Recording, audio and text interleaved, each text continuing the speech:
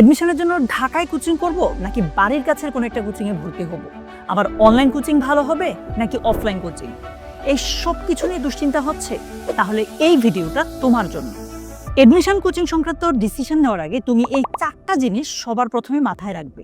Number 1, তোমার আশেপাশের পরিচিত বড় ভাই বোন কোন প্রতিষ্ঠানে পড়ে চান্স পেয়েছে এবং তাদের রিভিউ কেমন সেটা জেনে নিবে। নাম্বার 2, কোন মিডিয়ামের সাথে তুমি নিজে সবচেয়ে বেশি কমফোর্টেবল, ক্লাসে বসে ক্লাস করতে ভালো লাগে নাকি অনলাইনে পড়াশোনা করতে ভালো লাগে। নাম্বার 3, কোনটাতে সবচেয়ে সময় সাশ্রয়ী হবে। অ্যান্ড নাম্বার 4, কোন মাধ্যমে তুমি ভালো গাইডেন্স পাবে। এই 4টা বিষয় মাথায় রেখে তুমি আগাতে পারো। এবার কথা বলা যাক অনলাইন নাকি অফলাইন ওই বিষয়টা নিয়ে। অফলাইনের ক্ষেত্রে যদি আসি, সাধারণত ঢাকার কোচিং সেন্টারগুলোতে অভিজ্ঞ টিচাররা ক্লাস নিয়ে থাকেন, তবে প্রায় সময়ই তারা ঢাকার বাহিরের যে শাখাগুলো আছে সেখানে গিয়েও ক্লাস নেন। তবে এটা বাস্তব যে ঢাকার ক্লাসের মান তুলনামূলকভাবে ভালো হয়। পাশাপাশি এখানে কম্পিটিশনও বেশি থাকে, যেটা আসলে ক্লাস থেকেও বেশি ইম্পর্ট্যান্ট। তবে এখানে আরেকটা ব্যাপার আছে, যদি তুমি ঢাকার বাহিরে থাকো এবং রিভিউ নিয়ে ঢাকার কোনো একটা কোচিংয়ে ভর্তি হতে আসো, তবে অবশ্যই তোমার থাকা খাওয়ার সুব্যবস্থাটা নিশ্চিত করে তবেই ঢাকায় আসতে হবে। আর না হয় এই অল্প সময়ে যদি পড়াশোনা ছাড়া তোমাকে অন্যান্য বিষয়গুলো নিয়ে স্ট্রাগল করতে হয়, যেমন থাকা খাওয়া তারপর জার্নি করা, সেটা তোমার হিতে বিপরীত হতে পারে। যদি কোচিংয়ের কাছাকাছি কোনো আত্মীয়ের বাসা বা থাকা খাওয়ার জন্য ভালো কোনো মেস বা অন্যান্য ব্যবস্থা করতে পারো, তবেই এটা ভালো অপশন হিসেবে তুমি বেছে নিতে পারো।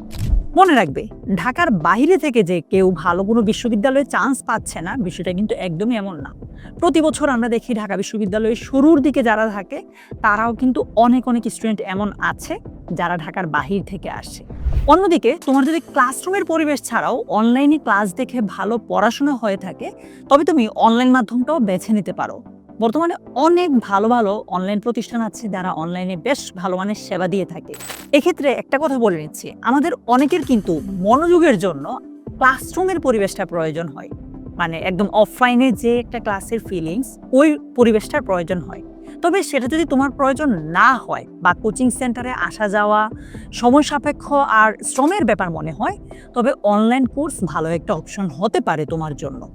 আসলে এক্ষেত্রে সম্পূর্ণ ব্যাপারটাই তোমার সুবিধা অসুবিধার উপর নির্ভর করে। তবে আমার সাজেশন থাকবে, তুমি অফলাইন বা অনলাইন যেভাবেই ক্লাস করো না কেন, পরীক্ষাগুলো অফলাইন কোচিং সেন্টারে দেওয়ার চেষ্টা করবে। বাসার কাছের ভালো কোনো কোচিং সেন্টারের পরীক্ষা এবং মডেল টেস্টগুলোতে অংশ নিতে পারো। তুমি যত বেশি এই অফলাইন সেন্টারগুলোতে পরীক্ষা দিবে, কম্পিটিশন করবে, তত বেশি একদম মেইন এক্সামের পরিবেশের সাথে খাপ খাইয়ে নিতে পারবে নিজেকে। এই পরীক্ষার অভ্যাসটা গড়ে না ওঠার কারণেই কিন্তু অনেকে ভর্তি পরীক্ষায় একদম মেইন যে এক্সামটা হয় সেখানে গিয়ে প্যানিক করে রেজাল্টটা খারাপ করে বসে। তো পরীক্ষার এনভায়রনমেন্টটাও জরুরি। এখানে আরেকটা গুরুত্বপূর্ণ বিষয় হচ্ছে গাইডেন্স। অফলাইন বলি বা অনলাইন বলি, যে প্রতিষ্ঠান তোমার প্রশ্ন করার সুযোগ রাখবে ভাই এবং তোমাকে হাতে ধরে তোমার ভুলগুলো ধরিয়ে দিবে, for example writing part, Dhaka বিশ্ববিদ্যালয়ে কিন্তু রিটেন আছে, এগুলোর ক্ষেত্রে তোমার ফিডব্যাক পাওয়াটা খুব জরুরি এবং সেগুলো নিয়ে কাজ করাটা খুব জরুরি। সো যে প্রতিষ্ঠান তোমাকে একদম হাতে ধরে এই ভুলগুলো ধরিয়ে দিবে সেটা তুমি বেছে নাও। ভুল ধরা আর শুধরানো ছাড়া তোমার পুরো কষ্টই বৃথা। অনেক সময় এর বাইরেও নিজের পরিচিত বড় ভাই বোন বা মেন্টর তোমাকে গাইড করতে পারে, এটা তোমার জন্য অনেক বেশি গুরুত্বপূর্ণ। তবে এই বিষয়গুলোর চেয়েও বড় বিষয় হচ্ছে তোমার ডিটারমিনেশন বা ইচ্ছা শক্তি। তুমি যদি মন থেকে সত্যিই চাও এবং নিজের সবটুকু দিয়ে চেষ্টা করো, কোনো বাধাই বাধা হয়ে দাঁড়াবে না। দ্বিতীয়ত হচ্ছে স্মার্ট ওয়ার্ক। সবকিছু মিলিয়ে যে উপায়টা তোমার জন্য সবচেয়ে কার্যকরী ও সময় সাশ্রয়ী, হিসাব নিকাশ করে সেটাই তোমাকে আসলে খুঁজে বের করতে হবে।